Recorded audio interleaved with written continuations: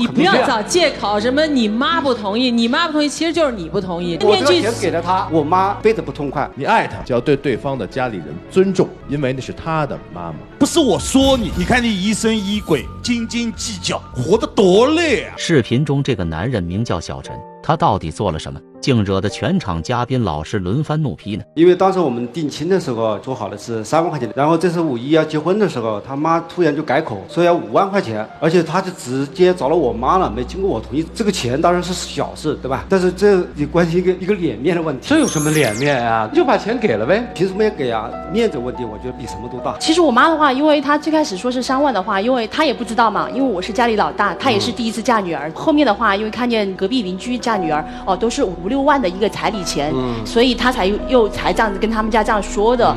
他们家可能就是觉得我妈这块比较势利啊。小陈和女友小菊恋爱将近有3年的时间，随着两人感情的日渐稳定，男友便和自己商量将结婚的事情提上日程。出于礼节，他们先行举办了订婚仪式。可就在所有人为结婚做准备的时候，男友又因为彩礼问题跟自己争执起来，这让小菊的内心很是委屈。在她看来，母亲只是因为头次嫁女儿没有经验，所以才会和准婆婆再次商量一下，却不曾想男友竟因此对母亲大发雷霆，还要退婚。不得已，小菊只好寻求节目组的帮助，希望老师们能帮她劝男友不要退婚。刚一上台，小陈就态度强烈地表达着自己的想法。我觉得他妈应该给我妈道歉，这不是钱的问题，我觉得是面子的问题。好，他妈给你妈怎么道歉？他必须到我家里去说，给我妈说，这个事我做的不对啊，我不应该攀比，这样就可以娶了是吧？对。小陈生气地说道：“丈母娘必须要亲自到家里给父母道歉，不然她是不会做出让步的。”看到小陈如此坚决的态度，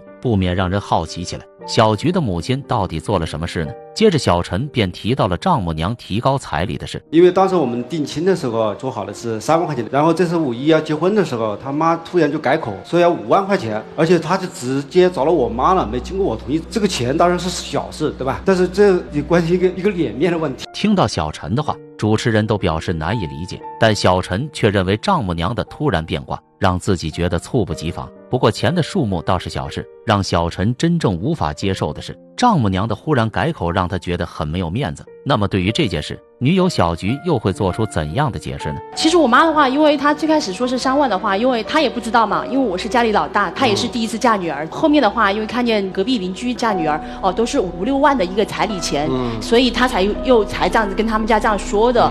他们家可能就是觉得我妈这块比较势利啊。对于提高彩礼这件事，小菊解释道，由于自己是家里的大女儿，母亲以前并不知道彩礼要多少比较合适，是因为看到邻居家都是5、6万，这才想替女儿多要一点傍身钱。没想到男友竟然因为这件事大发雷霆，说什么也不同意母亲的要求，甚至还要为此退掉婚约。可小陈却说自己想退婚的原因并不只是因为彩礼的事，反而是长久以来积攒下的矛盾导致。那么他们之间还发生过什么事，才导致两人闹到如今这个地步呢？因为之前的话，像这种我们经常也吵过，刚订完婚，他就是3头2头就往他家里跑。我觉得订婚嘛，他应该就是我们男方的人，你总往女方跑，那就有点不正常了。哎，那你要这么想呢，人家马上就要出嫁了，出嫁之前多跑跑，嫁给你以后再。对啊，我也就是这样想的。中国有句古话就是说，嫁出去的女就泼出去的水，这个东西我觉得你应该有个适应过程的。就是说白了，就算是我以后这样子嫁给你的话，那我回去看我爸妈，我也觉得是很正常啊。小陈的话丝毫没有道理。虽然女友小菊嫁给他之后是一家人不错，但是别人也是父母养活了几十年的女儿，不能说因为结婚了就和娘家人不来往了。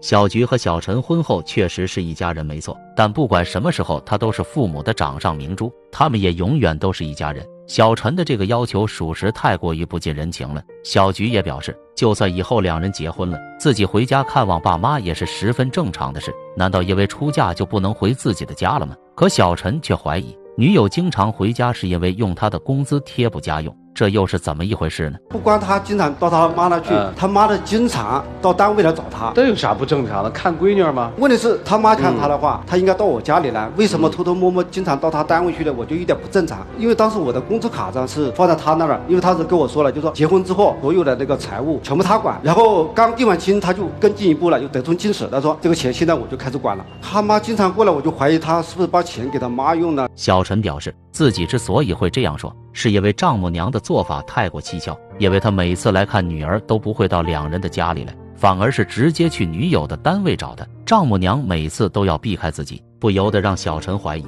母女俩是否有什么事情瞒着他。听到男友小陈的话，小菊生气地说道：“按照他的说法，难道在和男友订婚之前，他们一家人都还不过日子了吗？”她认为男友的话简直就是无稽之谈，可是小陈却仿佛有着非常详实的证据。接着他便提到了女友给妹妹买衣服的事。你妹妹基本上是暑假什么，只要平时一回家的话，你妹妹经常就过来，说带她去逛街买衣服。那我就只有一个妹妹，我带她逛街有什么不对吗？买东西的话，就说这个事的话，小姨子第一次过来，我就说买2套衣服，对吧？花了1000万块钱，你给我打了电话了，我同意了。但是越到后面越不像话了啊，基本上不给我打招呼，直接刷我的卡。啊，那他这个管账管的你不满意是吧？那太不满意。听到男友小陈的话，小菊表现得非常不服气。她认为明明给妹妹买衣服也花了自己的钱，为什么这件事到了男友的口中就成了一直在用他的工资呢？何况两人已经马上就要结婚了，一家人还要分得那么清清楚楚。小菊对男友的做法表示不理解，可是小陈却说女友花钱给小姨子买东西他也觉得没什么，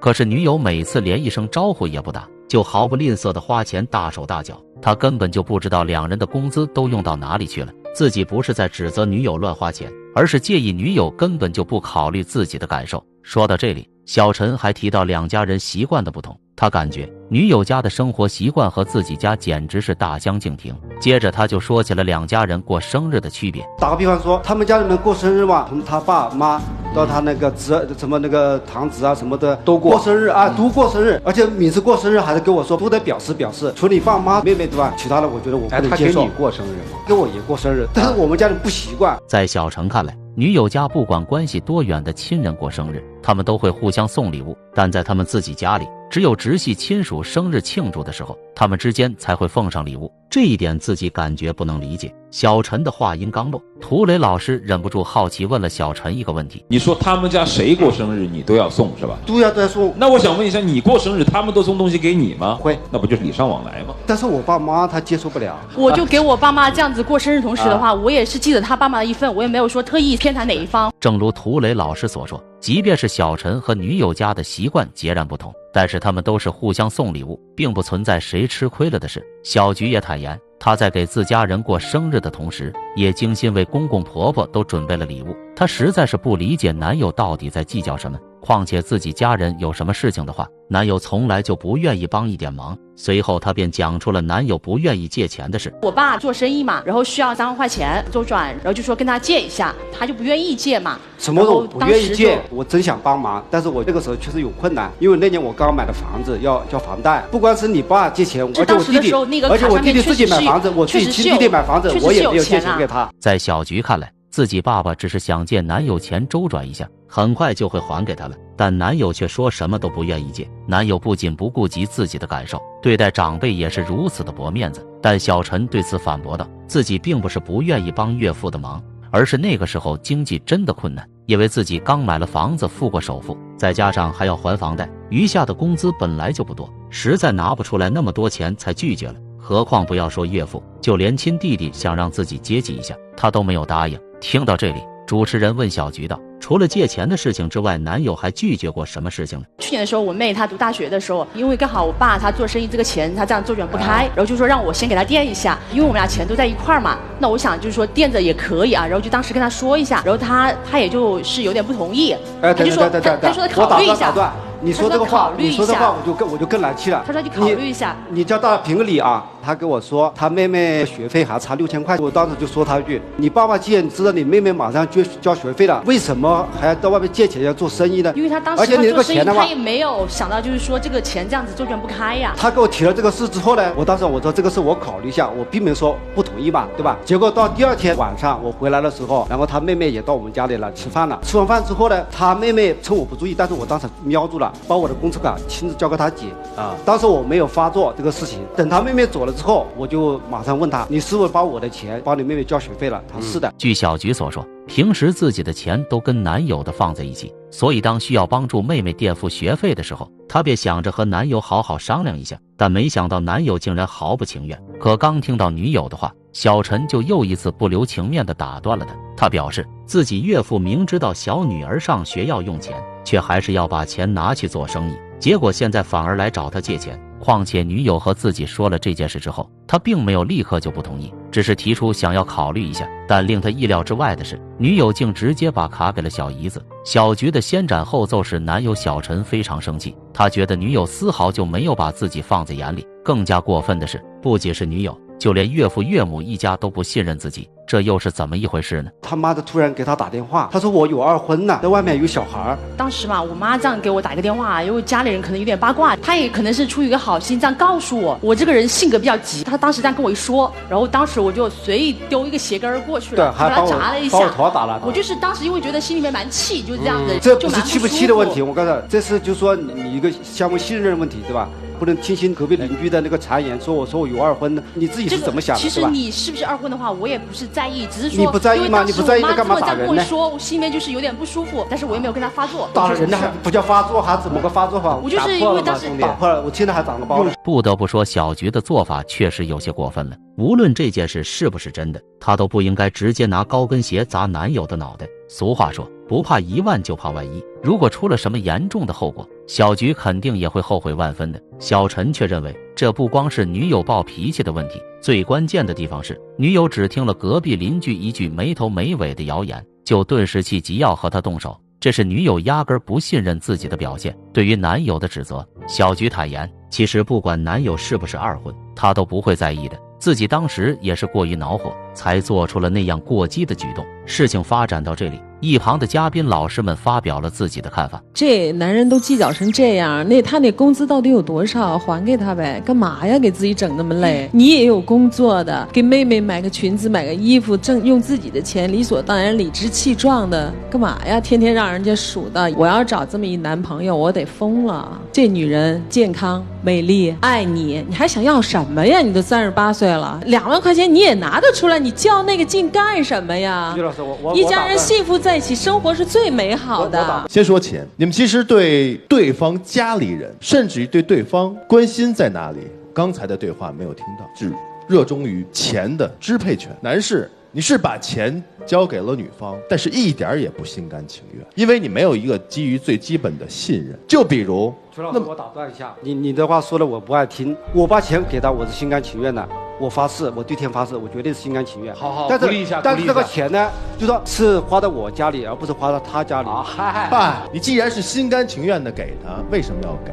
是因为你们觉得你们2个人要在一起，钱可以说是共同的，在一起。你让我说完吧。你们在于钱的热衷，大大的多于对对方关心的这个程度。嘉宾老师们的话句句在理。小陈作为一个大男人，确实有些过分斤斤计较了，何况还是对马上要和自己结婚的女友。而比起女友，小陈明显更关心钱，否则就不会屡次因为花销的事儿争执了。目睹小陈一再打断曲老师的话，涂磊老师没忍住批评起了他。你这个人有一个最大的问题，你的斤斤计较还表现在老是打断别人说话。你至少让人家说完了之后你再评点吧。你们俩真正的问题为什么不能够说清楚，就在于他挣的比你多。你要试试你是他的5倍，他会这么清清楚楚吗？未必。2人的家庭教养和家风也不一样。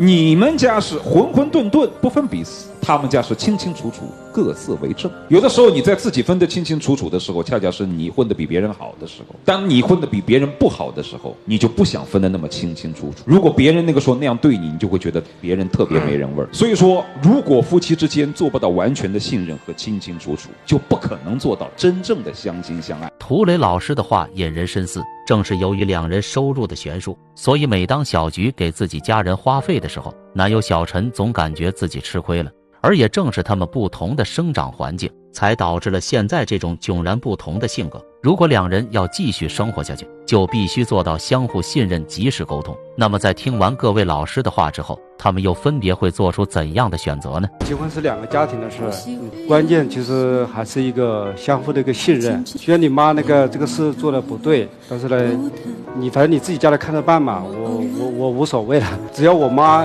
是吧不会太在意就行了。这个彩礼钱的话，是我妈，她可能也是顾及自己个面子，我回去可能会跟她这样说一下。但是就是说，如果说让我妈这样子过去道歉啊或者怎么的，我就觉得可能有点过。请开门。故事的最后，他们都选择了留下。看来在老师们的点评下，小陈意识到了自己的错误，而小菊表示她可以把工资卡还给男友，但还是希望两人可以继续走下去，祝愿他们今后幸福的生活下去。故事到这里就告一段落了，屏幕前的您对他们有什么看法呢？欢迎在评论区留言讨论。